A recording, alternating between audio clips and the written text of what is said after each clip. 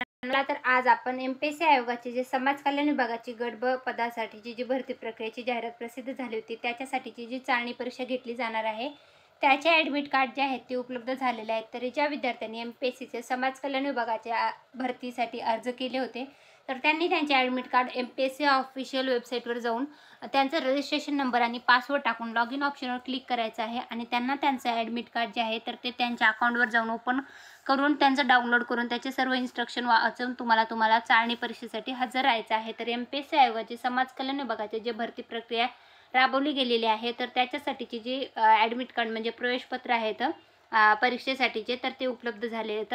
12 August 2024 रोजी आलेलं हे एम-पी-एस-सी आयोगाचा अपडेट आहे. तर ज्या विद्यार्थ्यांनी अर्ज केला आहे, तर त्यांनी त्यांचे ॲडमिट कार्ड डाउनलोड करून घ्या. ही माहिती तुमच्यासाठी घेऊन आले होते. सर्व तुमच्या मित्रमंडळीपर्यंत व्हिडिओची लिंक शेअर करा आणि तुमच्या सर्व मित्रमंडळीला व्हिडिओची लिंक शेअर करून तुम्ही पण व्हिडिओला लाईक करून जायला विसरू नका. आवडला असेल तर चॅनलला पण सबस्क्राईब करायला विसरू नका. धन्यवाद.